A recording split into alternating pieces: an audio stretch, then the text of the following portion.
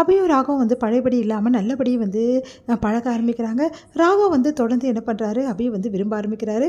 அபி பண்ணுற வேலை எல்லாமே அவருக்கு ரொம்ப பிடிக்குது. அதனால் ராகவ் வந்து அபிகிட்ட வந்து நம்ம லவ் சொல்லலாம் அப்படின்னு சொல்லிட்டு முடிவு பண்ணுறாரு. அதன்படி வந்து அபிகிட்ட சொல்லலான்னு போகும்போது அபி வந்து இந்த மாதிரி விக்னேஷ் சொல்ல கொடுக்கறதால லவ்வெல்லாம் வந்து தானாக வரணும், அது யாரும் கம்பல் பண்ணக்கூடாது அப்படின்னு நம்மலாம் சொல்கிறாங்க. அதை கேட்டு ராகவ் அமைதியாகிறாரு. சரி கொஞ்ச நாளே வந்து அபி கண்டிப்பாக மனசு மாறுவா, நம்ம லவ்வை ஏற்றுப்பா, அது வரைக்கும் நம்ம வெயிட் பண்ணுவோம் அப்படின்னு சொல்லிட்டு முடிவு பண்ணுறாரு.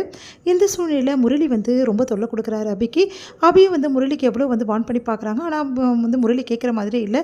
ஒரு கட்டத்தில் முரளி பற்றின உண்மைகள்லாம் அபிக்கு தெரிய வருது. அஞ்சலியோட புருஷன் தான் வந்து முரளி அப்படின்னு சொல்லிட்டு தெரிஞ்சுக்கிறாங்க. அதனால் வந்து முரளி கிட்ட செமையாக கத்தி நீ எல்லாம் ஒரு மனுஷனான்னு சொல்லிட்டு அஞ்சலி கிட்ட எல்லா உண்மையும் சொல்லலான்னு போகிறாங்க. அந்த டைமில் அஞ்சலி மயக்கமடிச்சு விடுறதால அவங்க வந்து கர்ப்பமாக இருக்காங்கன்னு சொல்கிறாங்க. அவங்க வீக்காக இருக்கவும் சொல்கிறாங்க. அதனால் அஞ்சலி கிட்ட இப்போ சொல்ல வேணாம் எந்த விஷயத்தையும் சொல்லிட்டு அபி வந்து மறைச்சிடுறாங்க. ஆனால் அபி வீட்டுக்கு எல்லாருக்குமே வந்து இந்த முரளி தான் அஞ்சலியோட வீட்டுக்காருன்னு சொல்லிட்டு தெரிஞ்சு போகுது. எல்லாருக்கிட்டையுமே அபி சொல்லிடுறாங்க.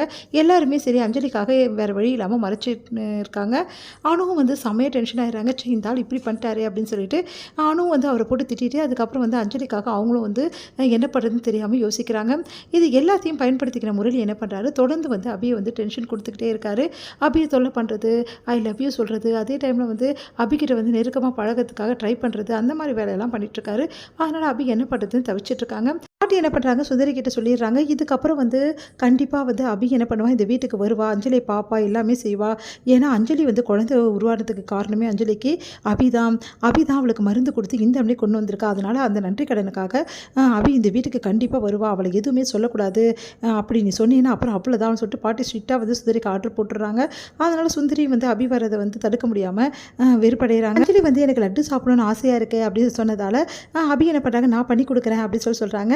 உடனே அனு வந்து வேணாடி, உனக்கு எதுக்கு சிரமம், நானே பண்ணித்தரேன், நீ தானே இந்த வீட்டில் எல்லா வேலையும் செய்கிற, இன்றைக்கி ஒரு நாள் மட்டும் நான் வந்து அஞ்சலி மேடம்காக செஞ்சு தரேனே அப்படின்னோடனே சரி ஓகே அப்படின்றாங்க. நம்ம அஞ்சலி வந்து ஆமாம் அபி எனக்கு செஞ்சு தரட்டும் அப்படின்னு சொல்லிடுறாங்க. அதனால் சரி மாவு எடுக்கலாம் அப்படின்னு சொல்லிட்டு போயிட்டு உள்ளே போகிறாங்க. போனால் வந்து ரொம்ப ஹைட்டில் வச்சுருக்காங்க மாவு. என்ன இது சமையல் கட்டில் இவ்வளோ ஹைட்டாக இருக்குது, எப்படி எடுக்கிறது, யாருமே இல்லையே இங்கே வேறு அப்படின்னு சொல்லிட்டு எக்கி பார்க்குறாங்க. ஆனால் அவங்களால மாவு அபியால் எடுக்கவே முடியல. என்ன பண்ணுறதுன்னு தெரியாமல் ரொம்ப எக்கிட்டு இருக்காங்க. அந்த டைமில் கரெக்டாக அங்கே வர நம்ம ராகவ் உடனே அபியை தூக்கிடுறாரு. ஒன்றுமே புரியாமல் அபி யோசிக்கிறாங்க, என்ன இப்படி பண்ணுறீங்க அப்படின்னு சொல்லிட்டு இப்போ அப்படின்னோடனே எடுக்கிறாங்க. எடுத்துகிட்டு ரெண்டு பேரும் ஒருத்தர் அப்படியே வந்து இறங்கும் போது அப்படி பார்த்து மனசை பறி கொடுக்குறாங்க.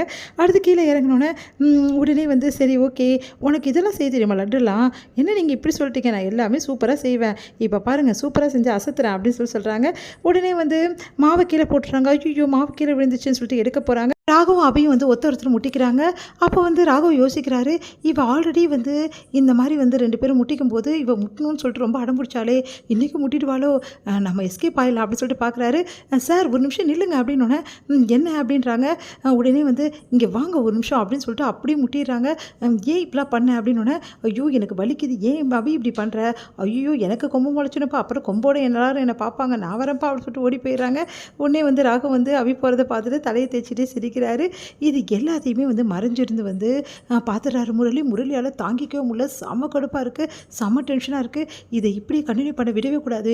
இவங்க ரெண்டு பேரும் கூடிய சீக்கிரம் வந்து அப்புறம் விரும்ப ஆரம்பிச்சிட்டாங்க, கல்யாணம் பண்ணிப்பாங்க, இதை நான் விடவே மாட்டேன், அபி எனக்கு தான்டா, ராகவ் உனக்கு இல்லைடா, உன்னை விட மாட்டேன்டா அப்படின்னு சொல்லிட்டு யோசிக்கிறாரு.